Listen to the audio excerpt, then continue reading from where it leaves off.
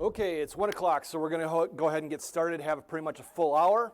So I want to try to take advantage of most of the time. For those of you who might have been interested in seeing the other home automation thing on the back of your card that was scheduled at the same time, it is actually at 3:30. It got moved, so there was not things at the same time. So everybody have a good lunch? Everybody enjoying the conference so far? Come on, you got to give me a little bit more energy than that. Okay, I know everybody's got a little bit of a post-lunch lull, so I want to sing you a home automation love song. And I'm going to need your help because I'm going to need you guys to give me a little bit of a beat.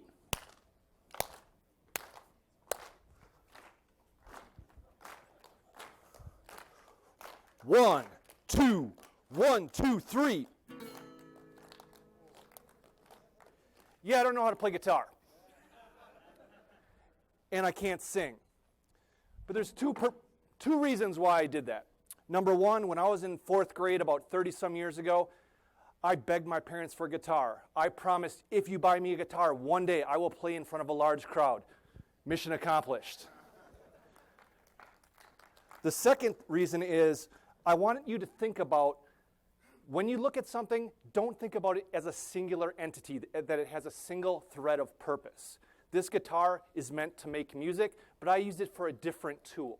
That's kind of what we're going to go through with some of the things I'm going to talk about today. But welcome to Home Automation 2, the Quickening. There were several different potential other titles, including Electric Boogaloo, Wrath of Can. The sequel for all of you airplane fans out there, and then Attack of something clever. I couldn't really come up with anything there. But when it comes down to home automation, you want to know first who I am. Who am I? First of all, I'm a PM/BA. Mostly I do PM work these days. I'm also, as you can tell from the picture, I do stand-up comedy. If any of you have seen me at the Funny Bone, I apologize. I will try to be funnier next time. And I'm also a published author. I have released 2 books, Anger, Theft, Murder, and Other Niceties, and another one called The Meaning of Being Lonely. The second one actually got up to the number 5 on the bestseller list in my house. It's a reason why I'm still a PM. Anyway, did anybody attend my presentation last year? Okay, for those of you who attended my presentation last year, I got a lot of great feedback. Most of it was positive, thought that I had some interesting ideas, put some thought bubbles in people's heads. But then there was also some negative feedback, mostly surrounding my slide deck. Some of my favorite comments were, who uses PowerPoint anymore? And did you use Obama's time machine to go back in time to create your slide deck? But I think my favorite was, your slide deck sucked. So in honor of that, I am using the exact same slide deck this year. Which made me think, can I just give the same exact presentation twice? Maybe change a picture here, a word there, change a video? That would never work. You couldn't sell something a year later or 30 years later as being exactly the same as something else, can you? Apparently you can. Okay. There's some basic concepts of home automation, but when you think of home automation, you need to think of it as it is evolution. It is not revolution. This slide was not nearly the same meaning about 3 weeks ago. But what exactly is a smart home? A smart home can be tons of different things. It can be lights. It can be fans. It can be doors, windows, and several other things. But basically, it can be just about whatever you want it to be. You are the person who's deciding how you want to do this. But the question is why? Why would you want to start down the path of home automation? Because it isn't cheap. It's not overly expensive if you do it right, but it's not cheap. So why would you want to do it? I recently started a new job, and anytime you start a new job, you try to impress your boss. And we were having just a get-together on Monday morning. We were talking about what we did over the weekend. And I had actually spent some time working on my home automation, and I had automated this light and this switch and all this other stuff. And I was so excited. And she looked at me and said, or you could just walk over and flip the switch. So it's not for everybody. But how many of you here are married? How many of you have had this exact conversation at 11 o'clock, 12 o'clock at night? You get a little tap on your shoulder. Honey, did you close the garage door? I don't want to get up, go downstairs, and have to check, so I pull a tablet out and I check. The garage door's closed. I know that. And how many of you here have kids? If nothing else, the best thing about having kids is you can screw with them. Doesn't even notice that the lights turn on behind him as he's doing his homework, but he will start to notice as lights turn off right in front of him. As he goes over, he turns on the switch, comes back, turn it back off. I did this for like half an hour.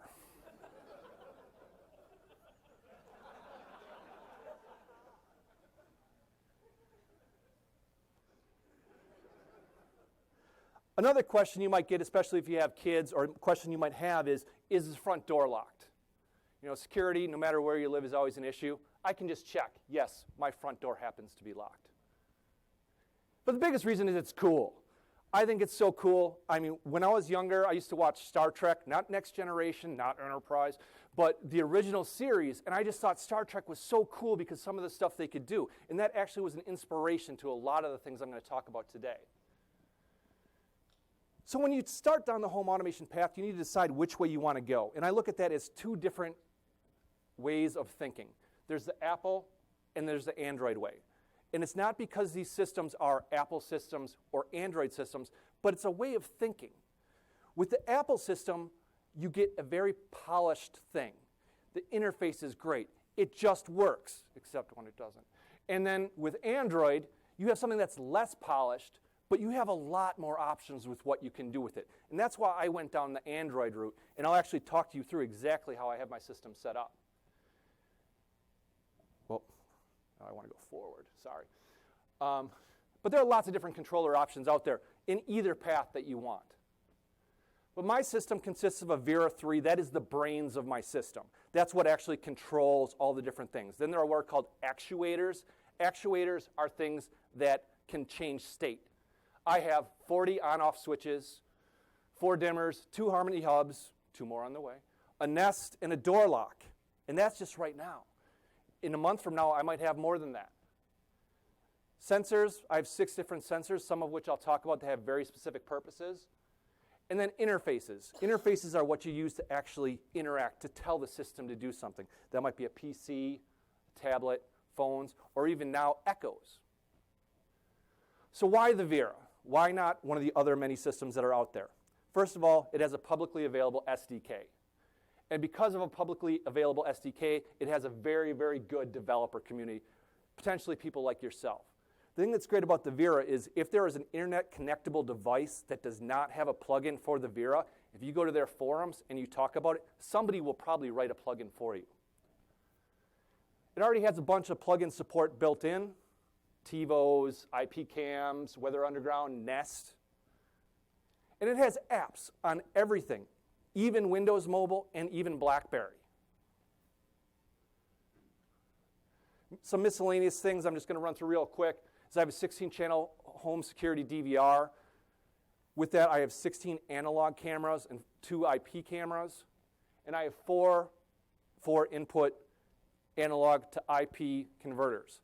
Because the Vera does not accept input from an analog device, but it will accept input from IP devices. I now can control and look at all 18 of my cameras through my system. I have a series of remote controls, series of remote control repeaters, and 4 Raspberry Pis. Now, that is not a misprint. It is actually 4 individual Raspberry Pis, and we'll talk about each of them. Each of them serves a specific purpose. And apps. Tons of different types of apps across several different platforms. Lastly, before I get into actually the meat of the presentation, you need to understand the Vera structure. The basic structure is you have devices. Devices are things that can do things.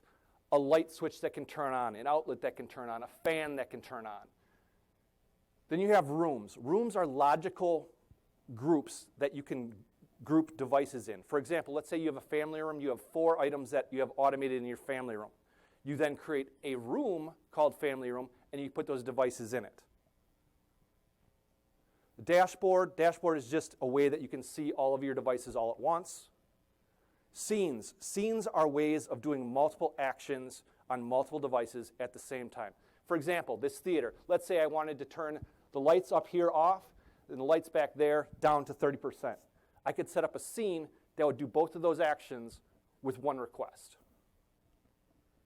Triggers are things that cause other things to happen, and I'll talk a little bit about triggers. Schedule. In my family room, we used to have one of those little plug-in timers, and you'd hear it go 24 hours a day, and it was set to turn on a lamp in our family room just before it got dark, and then it would turn it off at midnight every night. The problem is that the time that it gets dark every day changes. So what I did is I actually replaced that timer with an outlet, plugged the lamp into the outlet, and I had my Vera say, hey, what time is dusk today? Turn on the lamp 30 minutes before then. So it actually turns on different times each day, and it turns off at the same time each day. So now let's get into the cool stuff. Let's look at some of the things I've actually done in real life. Let's talk about text, baby. So the Vera has a built-in ability to actually text you based on certain situations. Based on a sensor, if a door opens, you can have a text sent to you. It can be based on actuator status. For those of you who have kids, I don't know how you are with your kids, but my kids cannot walk into a room without turning on the lights. They cannot walk out of a room without leaving the lights on. So I have a thing that will text me every weekday if the lights in my kids' room is on at 10 o'clock in the morning. And then I can know to go and turn it off if I want or leave it on. How many people have had your basement flood? If you're like me, you have a lot of expensive stuff in your basement. One of the most popular sensors out there for any type of home automation is a water sensor. You put it on your sump pump. It'll send you a text message saying, hey, you have a problem. You need to fix this right now. You can have a text message sent to you if it gets above or below a certain temperature in your house.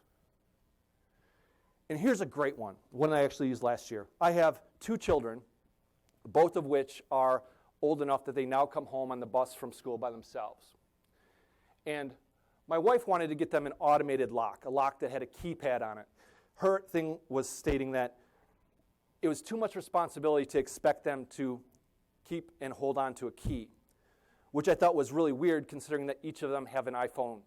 But, you know, $600 iPhone, a 70-cent key, what's the difference, right? But she wanted to know when they got home. So everyone in our household has their own PIN number to let them in the door. And for the kids, when they get home, it'll send both of us a text saying Dylan got home or Dawson got home. Now, if you're like me, you order a lot of stuff online and you want to know when it shows up.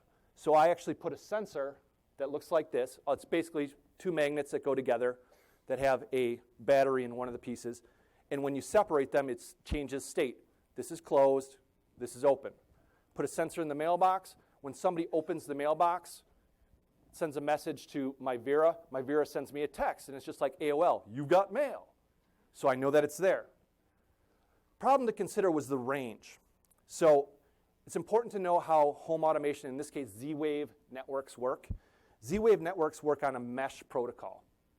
So let's say my brain of my system is here, and a switch I want to put in is here. And this is too far of a distance, and they cannot see each other. However, if I put another switch here, the brain can see this switch, which can see this switch. Every time you add a new device to the network, it acts as a repeater. And so I actually can get a signal all the way out to the end of my driveway. Think of it as like a hot dog at a ball game. You're in the middle of the row, and you want a hot dog, and the vendor's up there, and there's a hot dog here, and you want a hot dog. I can't reach you, you can't reach me. But you can reach him, he can reach him, and he can reach me. It's basically a handoff system, how it works. And like I said, it sends me a text message. But there is an inherent problem with this system. Is there anybody who can tell me what it is?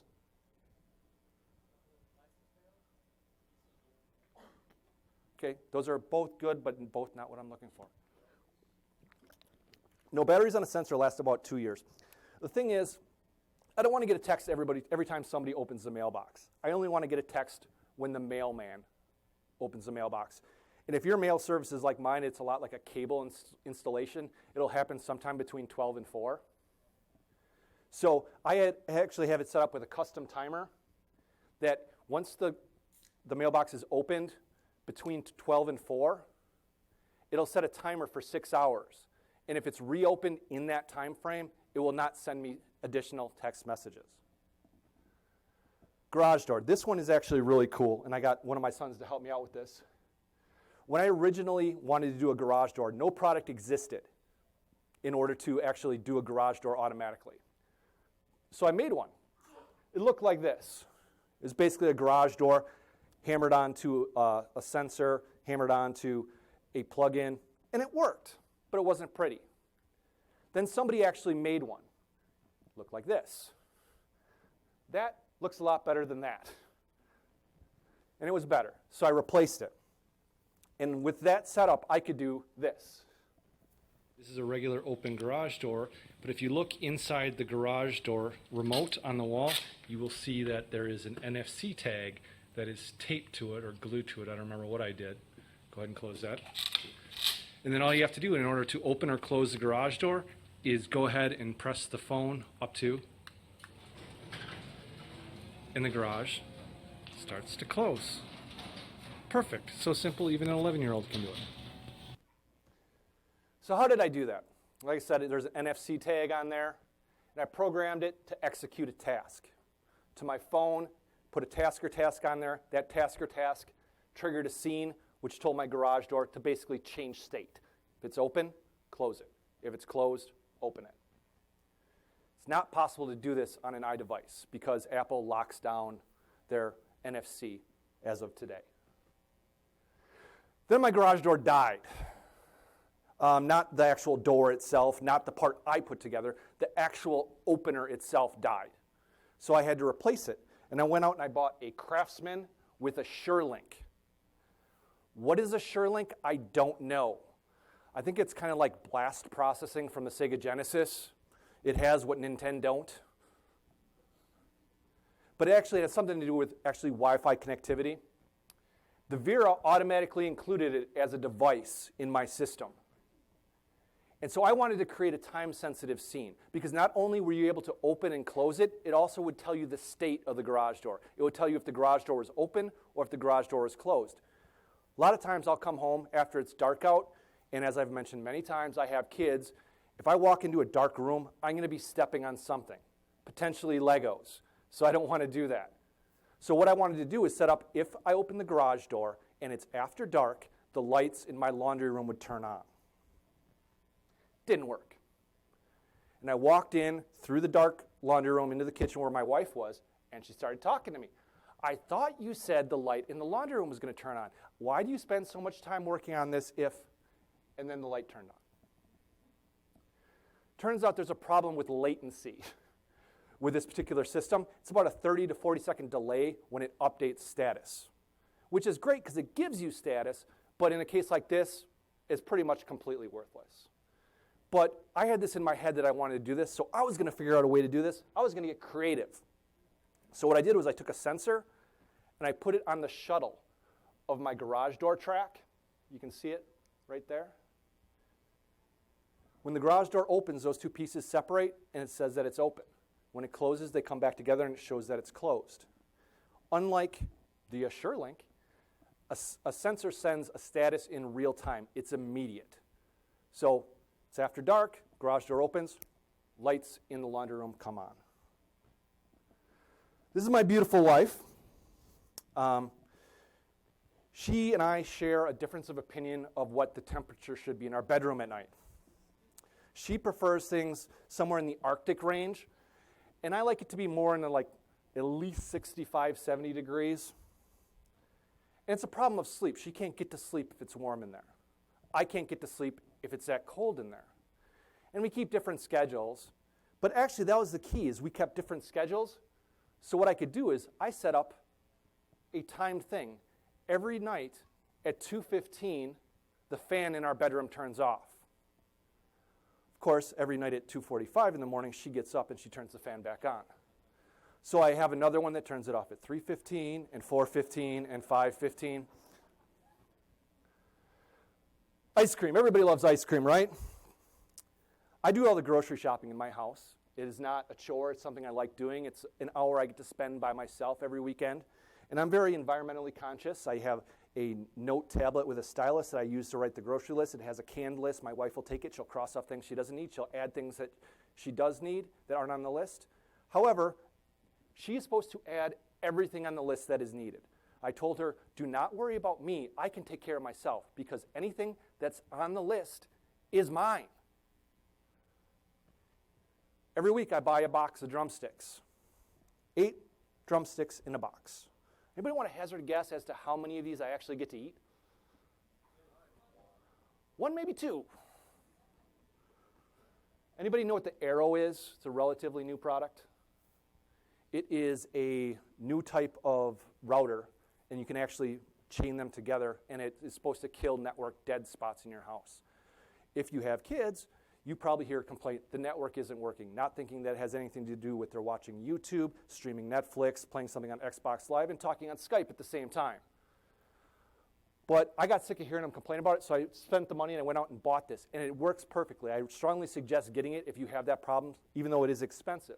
So I set this up, and then I put a sensor on the freezer. If you open the freezer in our garage where the drumsticks are stored, it starts a timer. You have 30 seconds to hit the safety switch. Otherwise, the signal is sent to a controlled outlet, and it turns the Arrow off. Me no ice cream, you no internet.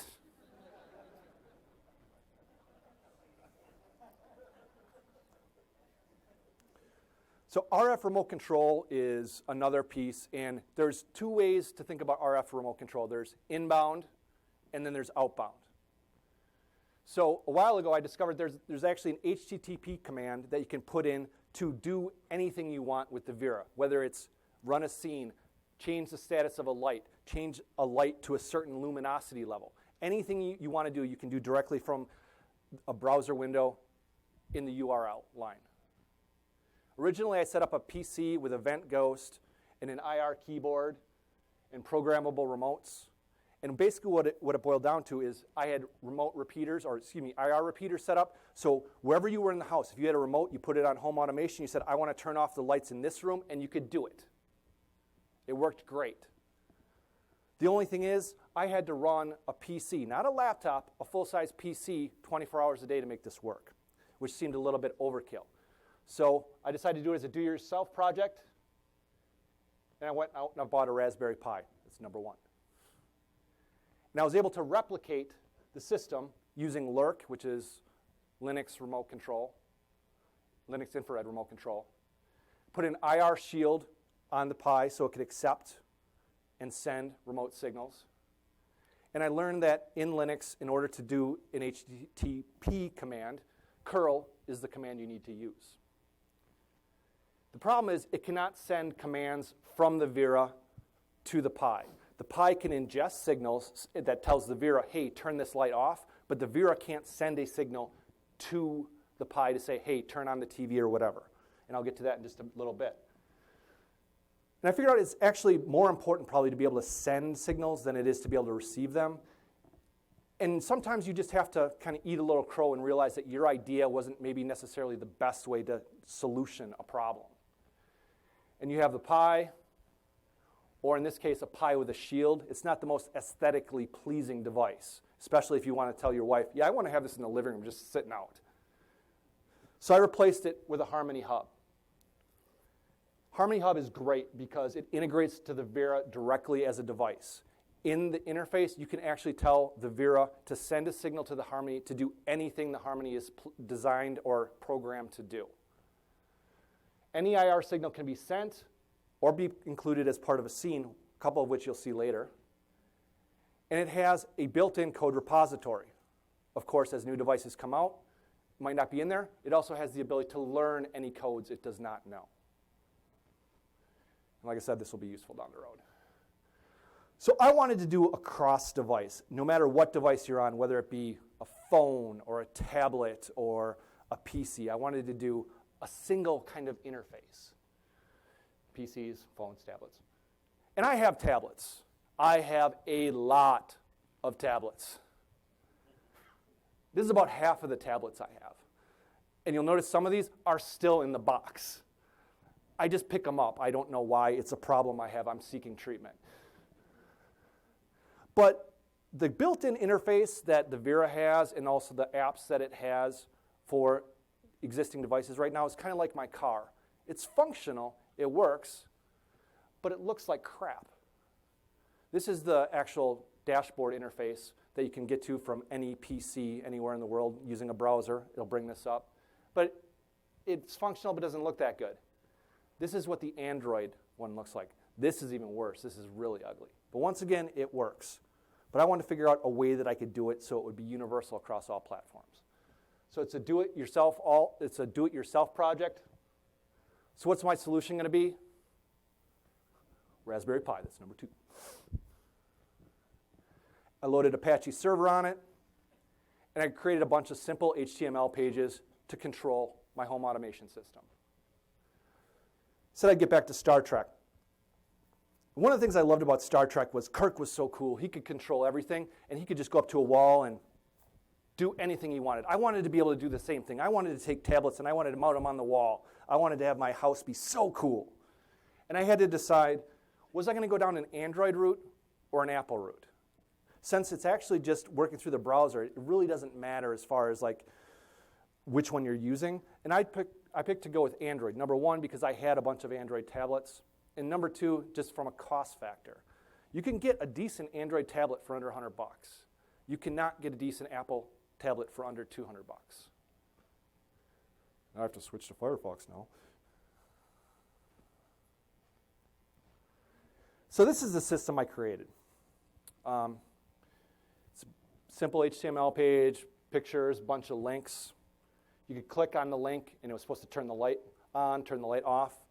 Unfortunately, it didn't work.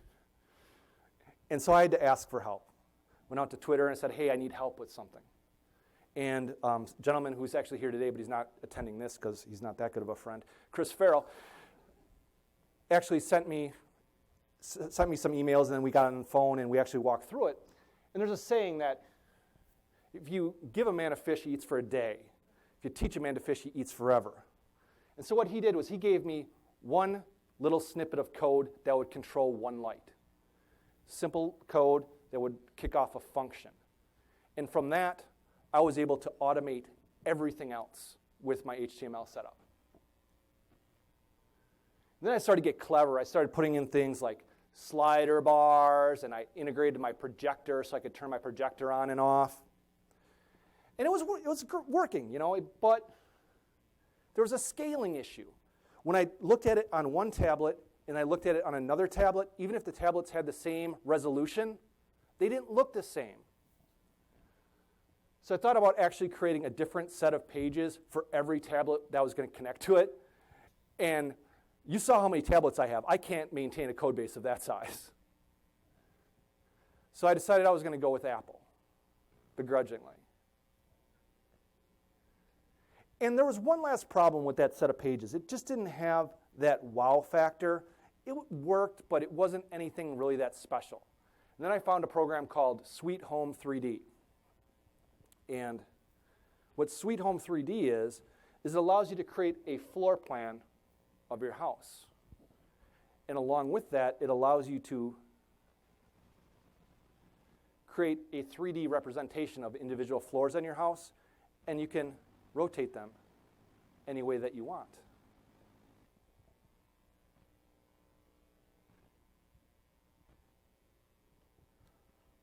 In doing that, this became this. And I think you can agree this is a lot more aesthetically pleasing. I was actually pretty proud of this because I am not an artist at all. And you can switch between all the different floors, all the different rooms, if I have the page locally, which I apparently don't for that one. And you'll notice that up in the corner, there's a little camera icon. My wife said that she didn't want to have the cameras when she was looking at the individual pages when she was doing stuff. So I created 2 sets of pages for each room. One with the camera, if there's a camera in that room, and one without. So now I had my solution, and I had to pick a mount. I don't know if anybody has went out and looked at mounting a tablet on a wall and seen how much tablet mounts cost. Tablet mounts cost more than tablets do. I mean, for an iPad mini tablet mounting kit, it starts at about $350, $400. I'm not spending $350, $400 to mount a $200 tablet. That's just stupid. So I had to improvise. I had to figure out what's a kind of a do-it-yourself way I could do this. So I went out and I bought a Raspberry Pi. I'm just kidding. I didn't do that for this one. But I bought a series of picture frames that, with a custom-made mat, actually fit the iPad mini in them perfectly. Have mounting holes on the back and just plop them right on the wall, and they work great. Who can tell me who said one more thing? Columbo. There was one more thing I really wanted to be able to do, is I wanted to have status in real time. Because in each of the rooms, you would see things like this, a fan icon and a light icon, and you could click it, and it would change what the status is, but just looking at it, you couldn't tell what the current status was. I wanted a fan that was on to look like this. I wanted a light that was on to look like this. So once again, I went out to Twitter, and I asked for suggestions, asked for help, and I got tons of help, tons of suggestions, but nobody that was willing to actually walk me through the steps that I had to do it. I spent hours trying to piece through the emails I got, looking online, looking at Google, seeing if somebody else had done this, and I just couldn't get it to work. Sometimes I realize the juice just isn't worth the squeeze. There has to be a different way to do this. Maybe there's an app. I've already decided that I'm going with an Apple-based solution. Found a program called HomeWave. It's $6, but it's only $6. $6 is worth what, about a quarter hour of anybody's time? So for $6, I can load that on every single iPad I might buy. Whenever I finish something, I always say Goonies, because to me that means it's good enough. But was this solution good enough? Was the HomeWave solution good enough to replace what I'd become happy with my web server? This became this. And you'll notice here, the garage door, it says closed. If the garage door was open, it would actually say open there.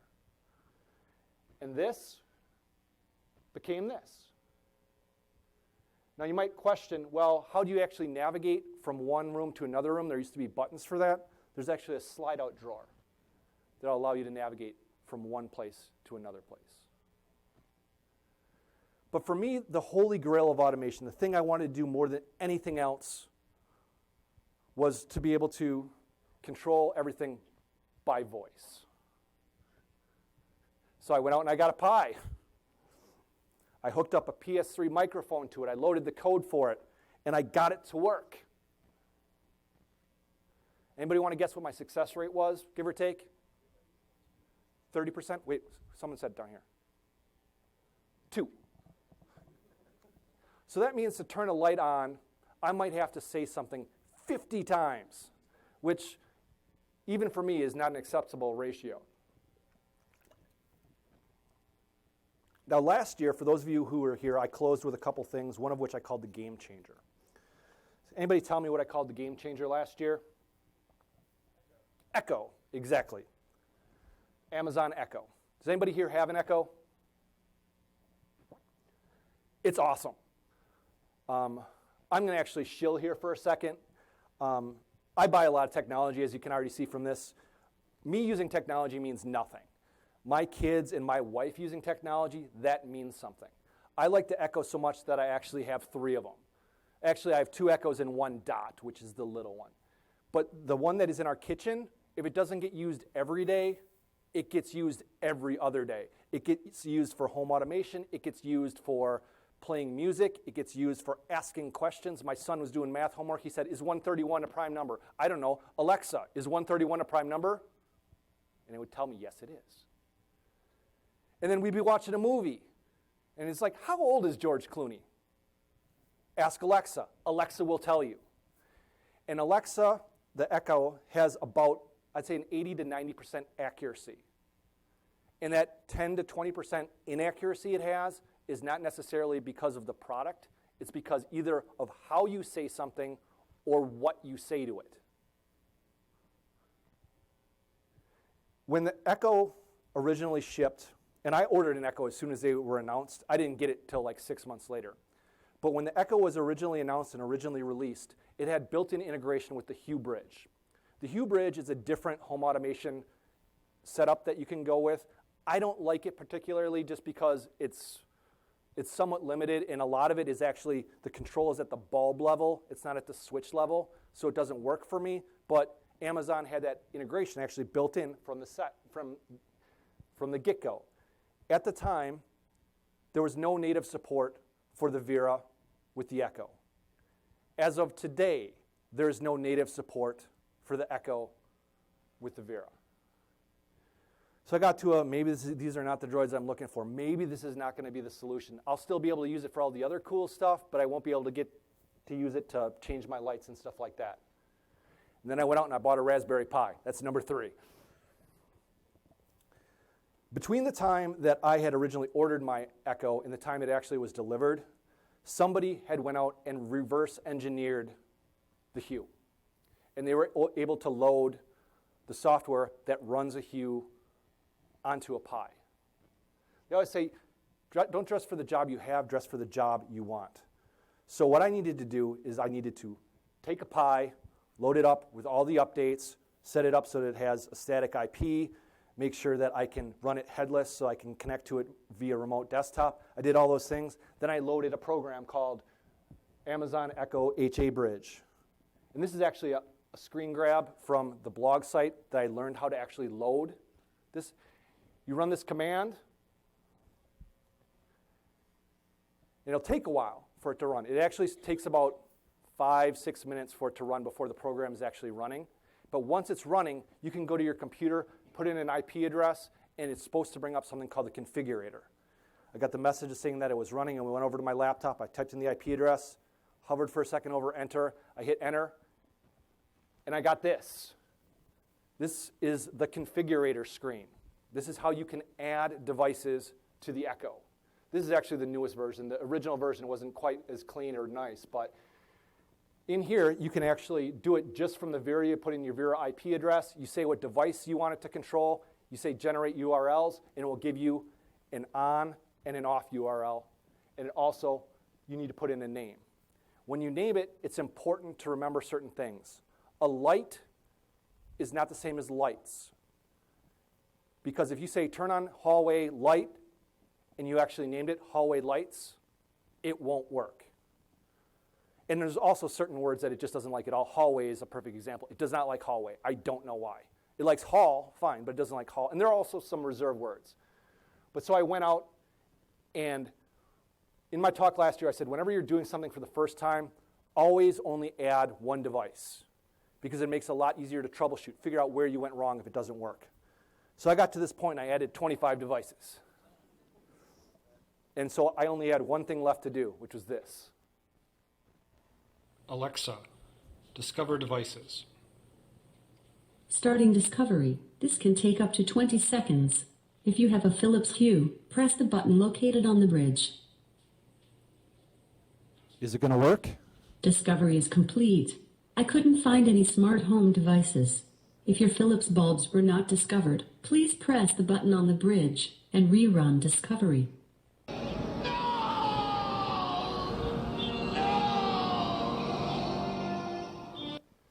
So it's back to the drawing board. Went back, loaded the Pi from scratch. Did all the updates, loaded the bridge, put in the command, waited, went to the configurator, configurator loaded. It's got to work this time. This time I only added 10 devices. So I knew it's going to work this time. It has to work this time. I know it's right. Discovery is complete. I couldn't find any smart home devices. If your Philips bulbs were not discovered, please press the button on the bridge and rerun discovery.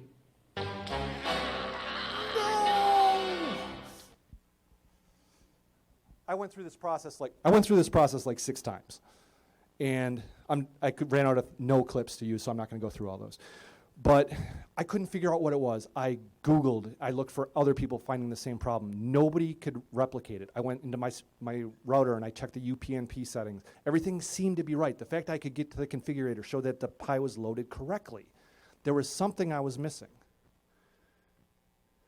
But I couldn't figure out what it was, so I quit. And if you're like me, when you're working on a project, you get a little bit ahead of yourself, especially with your family, and you brag about all the stuff that you're going to be able to do soon. And I come upstairs from working, and my youngest son is like, hey, can I control the lights with my voice now? No, you can't. You still working on it? Nope. Why not? I quit. You don't give up? Oh, yes, I do. Sometimes it's better to just step away for a second and try to figure out what it is you did, what you went wrong. Give yourself a little bit of clarity. So here's why I went to the handheld mic. Who wants to be my little helper here? Somebody. I want you to read that line. No hup java-echo-hobridge/amazon-echo/jar-upnp.config.address less than or equal your IP address /dev/. Thank you very much. You make me feel a lot better because you got it wrong too. So you can't tell it from this, but this is the same as this code. And if you look at it very closely, this is actually not a dash. Whoever had this blog site, whatever software they used to put their blog site together, the double dash concatenated into a long dash. And I was like, it can't be that simple, right? That can't be what it is. But I had to try it, and here's what happened. Discovery is complete. I found 46 smart home devices. If your Philips bulbs were not discovered, please press the button on the bridge and rerun Discovery. And this is what I felt like. No, I did it! I walked around like this in my basement for like an hour.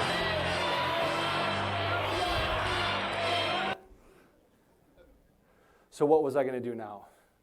I was going to automate everything. And then I automated my 29th device, and nothing worked. There's a built-in 28 device limit. You only can automate 28 devices. And that was depressing because I really wanted to automate everything. So what did I do? I cried a little bit, and then I got Pi number 4. And this time I knew the software worked. All I did was I cloned the software, I changed the IP address on the Pi, and then it could work, and it said it's 46 devices. And does it work? Let's see. Alexa, turn off kitchen table. Okay. Alexa, turn off family room. Okay. Alexa, turn off island. Okay. Ugh, I'm in the dark. So yes, it does work. So let's kick this pig. Let's really start getting fancy. Let's really do stuff. Let's get crazy. Let's do everything we can think of. As I said, I was scared of the dark. Now, in my basement, there are 3 different rooms. There is the media room, which is where the projector is. There's the middle room, which is where the foosball table is. And then there's the pool room, which is, oddly enough, where the ping pong table is. But each room is controlled separately, and I can control them separately, or I can control them together as a group, in a group called basement, of all things. But there's one additional light in that room. That is actually on the stairs that go down to the basement. So I wanted to set up, oh, sorry, I skipped something. On and off, fortunately, are not mirror images. When you go into Configurator and you set in on script and you set in off script, you can have it do completely different things. In this case, what I had it do is when I say turn on basement, it turns on the stair lights and the lights in all 3 rooms. When I tell it to turn off basement lights, it turns off the lights in all 3 rooms, but it leaves the lights on the stairs on so I can still walk upstairs. And then it turns it off after 15 seconds. So I have 15 seconds to get out of my basement. So let's actually set up a command that uses all the pieces and parts we've talked about. Okay, here we are in my mess of a basement, and I want to show you how everything has kind of come together. You'll notice that the echo is over here in the corner. There are lights up above. There is a stereo system right there that is not on. There is the projector, and you can see that nothing is currently being projected. So what I want to do is I want to actually kick it off. Alexa, turn on projector. Okay. First thing you'll notice is the front lights have turned off and the back lights have dimmed. You'll now see that the stereo has actually turned on Focus. and the projector is warming up. So this all worked. So now what I want to do is I want to walk you through actually everything that happened in that scenario. First thing is me. I say, Alexa, turn on projector. My voice goes to the Echo. The Echo then sends a message to the Amazon Cloud Services saying, hey, does this mean anything? Amazon Cloud Services sends a response back. Yeah, it does. It means this. Then the Echo sends a message to the Pi and says, hey, I want you to execute this command. The Pi sends a message to the Vera saying, I want you to run this scene. And you'll notice the light right here is yellow right now. The Vera will then send a message to both the Harmony Hub and to the light, which is now off. And to the Harmony Hub, it says, I want you to send an IR signal. And to the lights, it says, I want you to change state to this. The Harmony sends a note to the projector via IR saying, hey, I want you to turn on. The light sends a response back to the Vera saying, I have successfully completed what you asked me to do. The projector sends a message to the stereo saying, hey, I'm on, you turn on. The Vera sends a message to the Pi saying, I've done everything you told me to do. The Pi sends a message to the Echo saying, hey, I've completed all tasks. And the Echo says, okay. Now, when I have people come over to my house, they'll see some of this stuff, and most people think it's cool or a waste of money. It's usually one of the two of those. But a question comes up quite often. It's like, hey, will you help me do this at my house? Or if I pay you, will you come over and do this? And the answer is no. And the reason I won't is demonstrated right here. This system works, but it is a nightmare to support if you don't know how it works. There are points of failure in every single piece there. Lots of times my wife will come upstairs from the basement and she'll say, the projector's not working. And I know that the projector's working. It just means that something else is wrong. It could be that she said the wrong thing to the Echo. It could be that the Echo is offline. It could be that the Pi is offline. It could be the Vera's offline. It could be the hub is offline. It could be that the projector is actually broken, but not likely. It could be that the stereo is made in the US. There are any number of things that could cause it to fail, which is why I don't support other people for this. The future really has not changed since last year when I gave this presentation. It's still going to be Apple and Google are going to be getting into this space. About 2 years after these two do, Microsoft will get in. And I want to leave you with a parting thought. Not everything can be automated. Also, not everything should be automated. And there are still some problems I'm working on fixing. And I'm going to show you a last video that is something that I haven't been able to get to work for real, and the Echo and home automation has not helped me out with either. Alexa, turn on wife. And I wait, and I wait, and I wait, and I wait, and I wait, and I wait. And eventually I find out Sorry, the device wife is not responding. No kidding. Please check its network connection and power supply. Does anybody have any questions? Go ahead. Are you able to get a current state through your echo? Is the light on or is the garage door open? With some things you probably could, but I don't have it set up to do that. That hasn't been something I've tried to do. Go ahead. How many times, do you deal with devices failing and things like that? Is that a constant thing where, Are you talking about the home automation pieces, like the actual outlets and switches and things like that? Okay, like I said, I have 40-some different devices in there. I have had one that just died, one that didn't work out of the box, and one that I fried because I wired it wrong. So it's less than 5%, which is a pretty acceptable ratio. and the lights, are they all controlled through the outlets, or are they all? They're all controlled by switches. Lamps are controlled by outlets. Actually, there are, I think, a total of 8 switches in my house that are not controllable. Yes? Okay, sure. The brain itself, no matter which one you go with, is going to cost you somewhere between $75 and $150. A light switch. A light switch, if you go to Lowe's and you buy a light switch, it's going to cost you somewhere between 75 cents and $2. If you get one that is controllable, it starts at about $45. Outlets, same thing. Sensors are about $30 each. So figure it's an order of magnitude more expensive than a regular outlet or switch. Yes?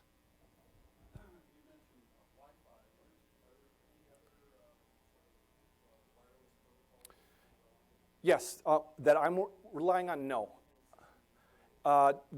It's just Wi-Fi and Z-Wave. Most of the controllable stuff is Z-Wave.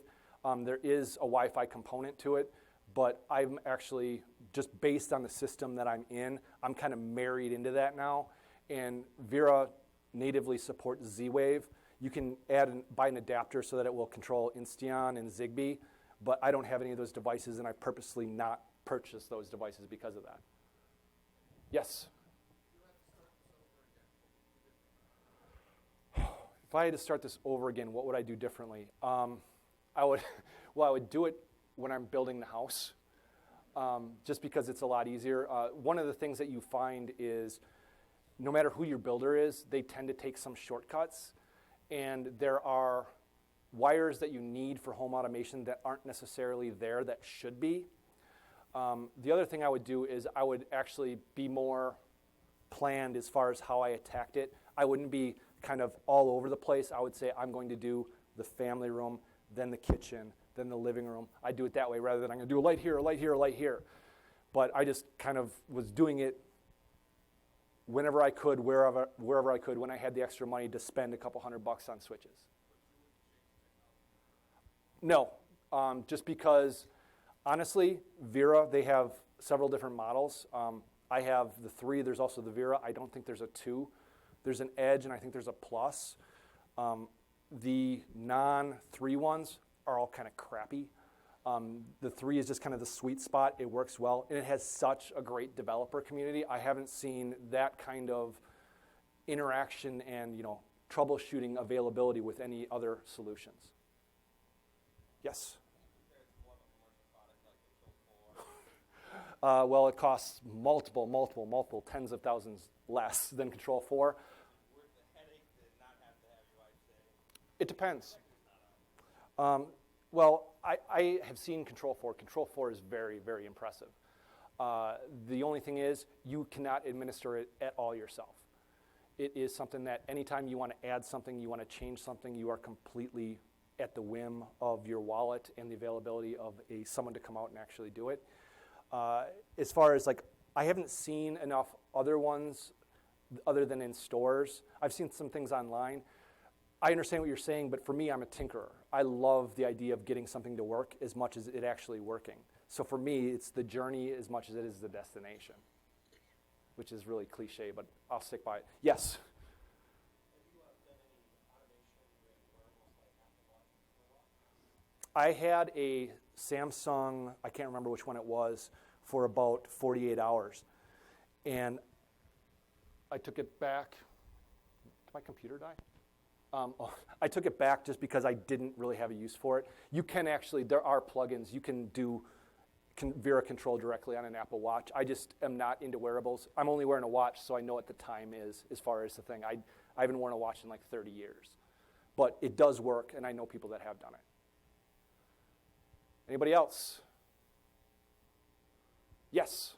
So, we're talking about replacing your outlets and switches. Do they have, like, if for someone who plans on moving in maybe a few years, it's probably not worth it to do that. So, if they have something that, like, either plugs into an outlet Yes. or, like, screws to a light bulb? Yes, actually there are both. You can buy an interface piece that actually goes between the bulb and the socket if you don't want to go with like a Hue type solution. And there are plugins that just plug into the outlet. There's lots of those. And you brought up a funny point is someone actually asked me, it's like, well, if you move, what are you going to do? If I move, I'm leaving it because it would just be too much of a hassle to actually try to take it out. I would rather just start from the ground up and maybe do it a little bit better, learning on the mistakes that I've made in the past. Yes? Oh, everything still works manually. That's why I went this way. Every single thing works. You would not know that you can control it either by a tablet or by remote control or whatever without somebody telling you. Everything works like it normally would. Yes?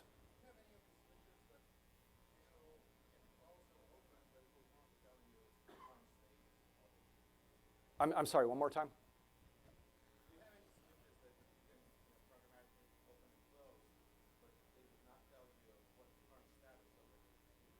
No, all of the switches that I have, the Vera actually polls. Door lock, yeah, the door lock actually polls because it's a Z-Wave door lock, and it tells you, and you can actually open it and lock it remotely. Yes?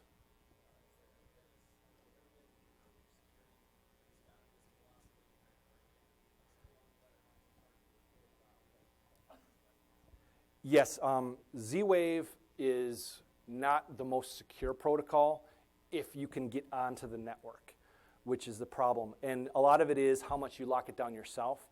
The web pages that I showed you, they were all internal. You only could do it if you were actually on my home network. I could have exposed it to the outside world, but I purposely didn't because there is no security to get to that website.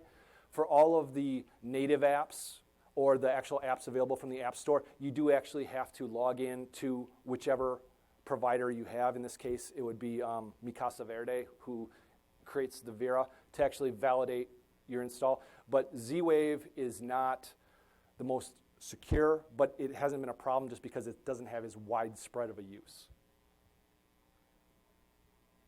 Yes?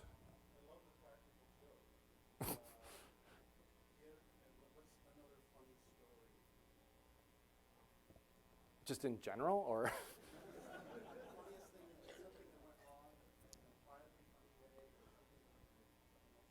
Oh yeah, I'll tell you one. It has nothing to do with home automation, but it's a great story.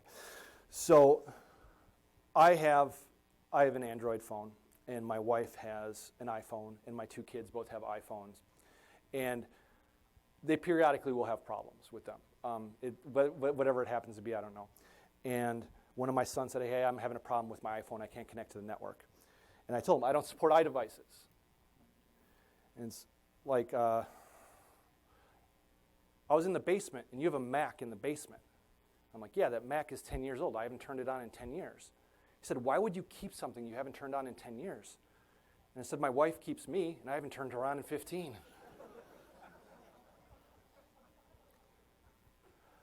No, okay, I'll actually tell you one funny story to close it with home automation is you can tell that I had a bunch of cameras in my setup.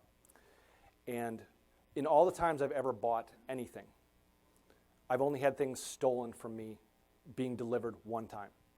And I actually had video from my front porch of somebody stealing the packages off my front porch within minutes of them being delivered. The thing that they stole were security cameras. Anything else? I'm probably got to. Okay. One more question. Anybody got a good question? Yes. Most garage door automation ultimately that you get today don't have a camera as much. So while you can open it and shut it, you cannot see what's happening. Right. Did you find a solution? I just have a separate camera. I actually have a camera. I have 2 cameras in my garage. I have cameras on all points of egress in my house. So there's one that is pointed to the garage door, and there's one that's pointed to the back door of my garage. It's separate, but it is in my garage.